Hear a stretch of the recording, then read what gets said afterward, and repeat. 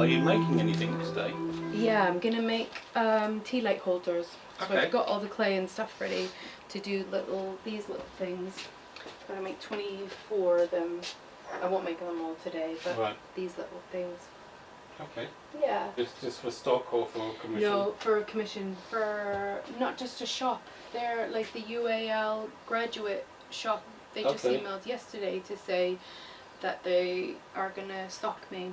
So Okay. they put an order in of like some of these, the cheese boards, tea lights, soap dishes, and something else that I can't remember now.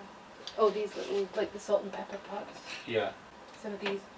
So I've got to do them by the beginning of September really and get them dropped off. Yeah. So what was it again you're making? The tea light holders. Tea light holders. Yeah. Okay. They're done a little bit thicker than the other ones. Right. So I tend to keep all my weights and stuff, so it's easier just to make balls. Yeah. And I know exactly how much clay I need and stuff like that.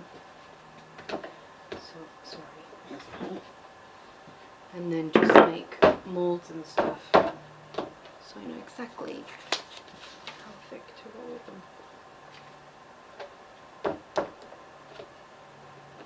Yeah. It's a funny thing. It's sort of like slightly going into a trance sometimes. Yeah. I have to think. A friend of mine comes and like visits sometimes because I don't get to. Because I'm juggling so many things, I don't always get to see people.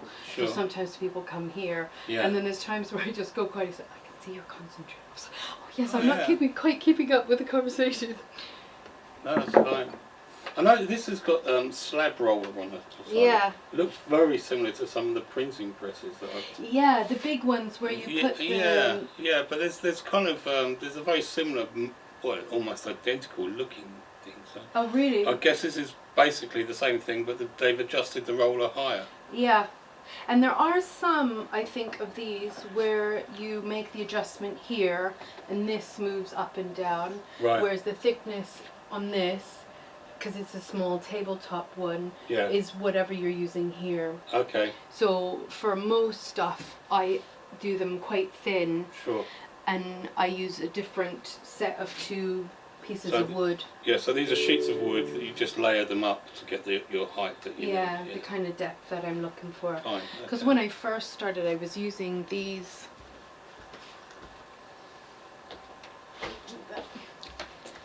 These to literally roll everything out by hand. Okay. To the certain thicknesses. Right. With the rolling pin, but it takes so much time. Yeah. So it's kind of aiming, some things I made this thickness, some things I was making thin. Obviously what you're using in this way round. Yeah. Yeah. Okay. And putting them side by side, and then the clay in here and rolling it that way so it's an even thickness all the way around. But it's definitely easier with the slab roller. Okay. Definitely. And more like it's just quicker. And oh, so that's how you can do it without using a roller? Yeah. I gotcha. If you so you pop your guides on the side. Sure. And then you've got your clay in the middle and you're rolling this way. Right. And so it's hitting a certain thickness. Absolutely. But you're constantly having to turn the clay. I gotcha. That's one way of saving money if you want. Well, if you're just starting, you're just experimenting. Yeah, and that's what I was doing. But when you're making plates, the less you're manipulating the clay, the less chance of warping in the end. Sure. So when you're hand rolling, every time you're turning the clay, you're more likely to have your plates warp in the end because clay is a memory. Yeah. So in that last firing, you sometimes don't realise it's happened, and then in the last firing you get a wonky plate and you've gone the whole way through, and then it's like devastating. Okay. So with this, I think I do more work slightly before I've done it. Yeah. But to kind of get the little bits in the clay to align. Yeah. But then it's a lot quicker to just do it this way. Just come through. And give you the thickness you want. Send it back.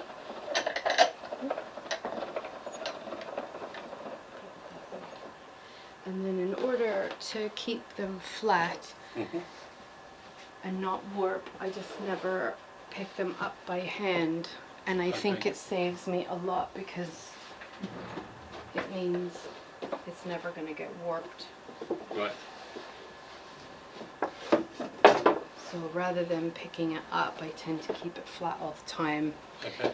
And then you don't ever warp the clay. And that is enough for how many? So this will give me 2 tea light holders. Okay. Yeah. And then just smooth it out nicely. Okay.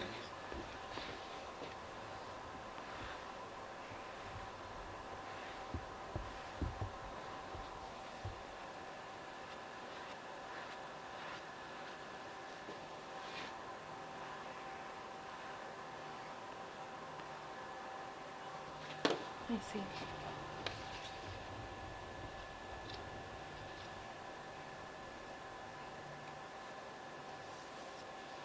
This bit. Try to get as much out of every or every roll. Sure.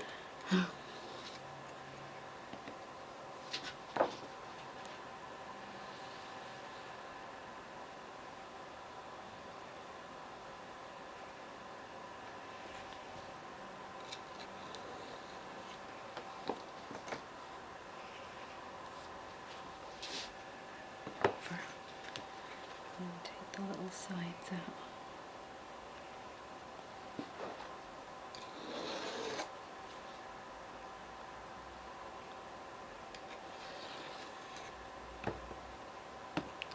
And then if the clay is wet enough, which these ones are because I keep them fairly moist, Yeah.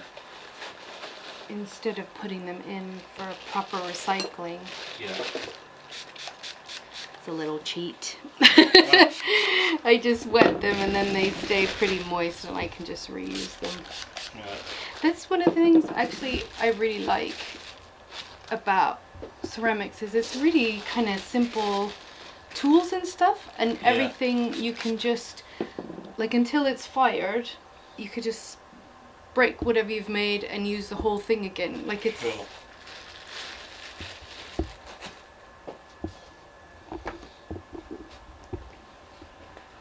So we'll take half of that. 2 3/4.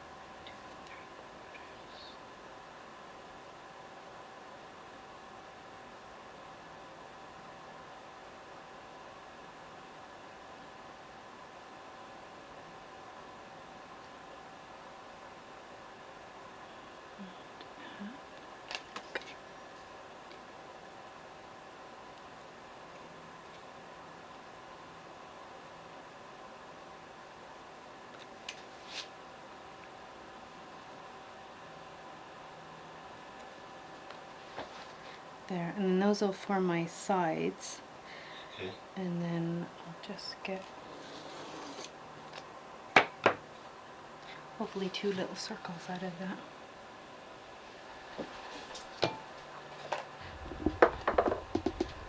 And when people buy your work, do they actually use it as plates and tea lights? And I think so, yeah. I've had chefs and stuff buy the little salt and pepper pots and they use them for butter or oil. Yeah, sure. Or...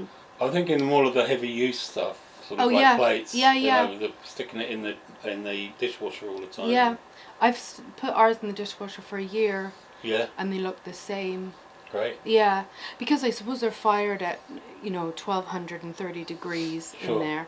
The dishwasher isn't really gonna do very much. But I think for me, it's one of the things is I want my glazes to be like food safe. Sure. And so I love some of the matte glazes, but it has to be functional. So they kind of have to run that thing of looking nice but feeling nice. Yeah. And it's going the balance for me. So I think the mugs have to feel like nice to hold and things like that, and they need to be functional. The matte glazes that I tried in the past, you get knife marks on them, or they sort of stain if you're making, say, heavy tomato sauce or something that's really greasy.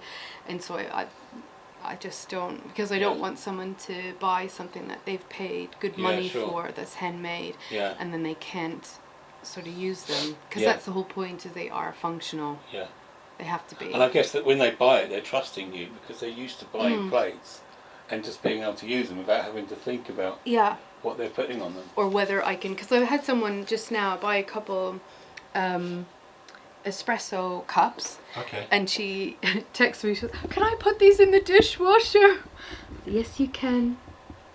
I'll happily go in the dishwasher, because I think life is too short to be hand washing. Yeah.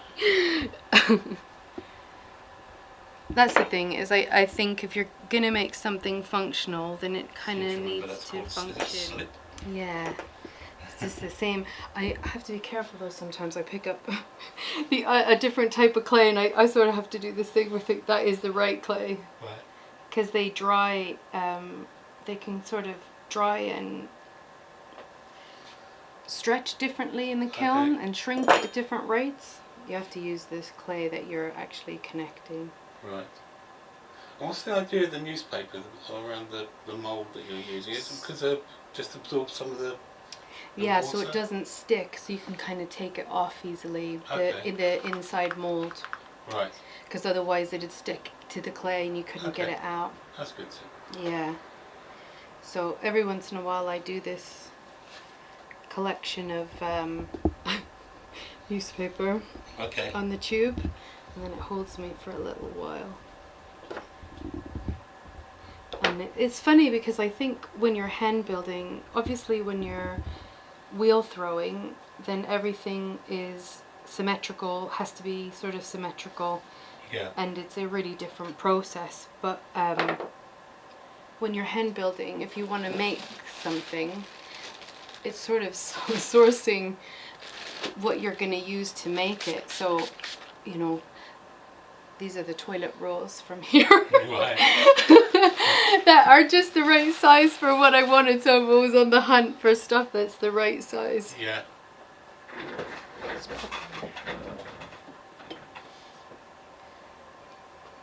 And it's sort of trial and error, really. I think some of this stuff I've found. I did a short course when I was first sort of into clay, because I wanted to know just the basics. And so some of that stuff I carry on, and other stuff as you're going along you think actually this works all right, or this works slightly better. And just there's loads of stuff on YouTube, and I'm a little bit of a sponge. I kind of pick stuff up from everywhere, and you find your own kind of way that works. That might be different to the way that other people work, but it sort of makes sense. Yeah, and it also has different outcomes, I guess, because Yeah. you know, it just makes each piece and each craft worker unique, you know, in a way. Yeah, and I think what I like about clay as well is that it's sort of you can tell something is like of your size. Sure. So the spoons are their size because my hands are a certain size, or the lips are a certain size. You know, you sort of can see yourself in the pieces a little bit. And also because they're not wheel thrown, they're not completely symmetrical as they dry. So especially the bowls, it sounds really a little bit odd, but I sort of recognize them. I know. You know, you could pick up the bowl and you know that it's slightly dented this way, or it's slightly... Yeah. And I sort of, I can kind of recognize them. I try to do as much cleaning as possible in this stage, because it's just, they turn out much nicer.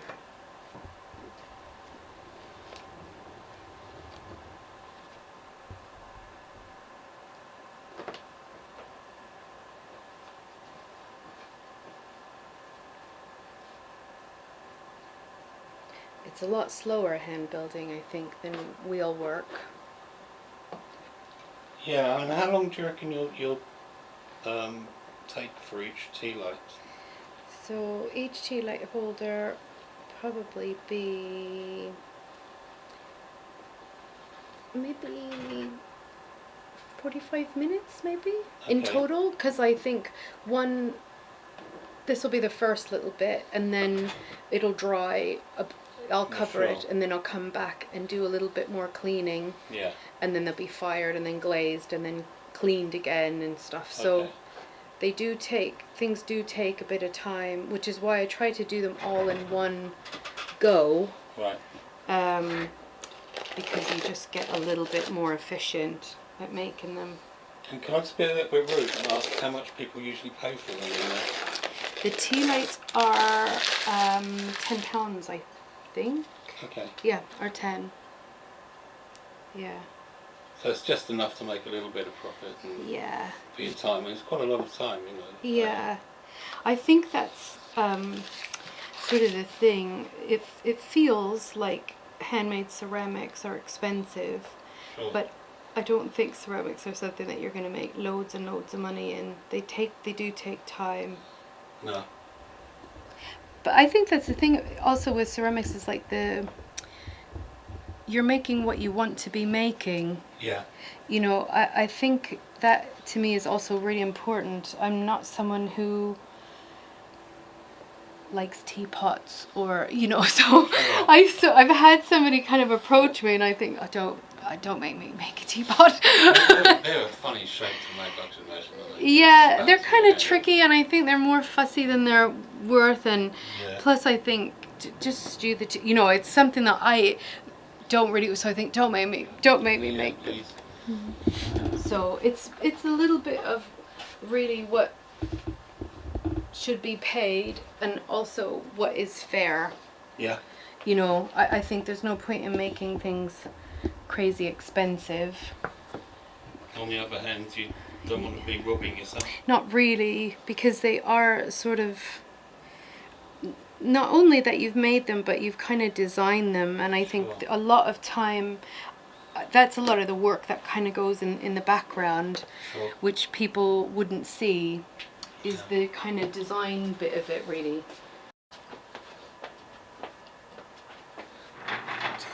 Around here now.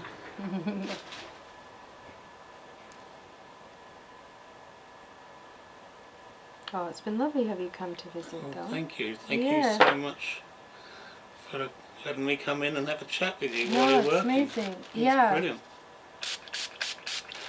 I'd like to pop back at some point in the future and see what you're up to. Yeah, and when I'm in the new space and it's a bit we'll do that. Less chaotic. Okay. Of a space, I feel like I've shoved everything in here. No. Okay, so Lily at Super Sparrow, thank you very much. Thank you very much for having us here. Thank you for coming. It's been a pleasure. Cheers. Brilliant.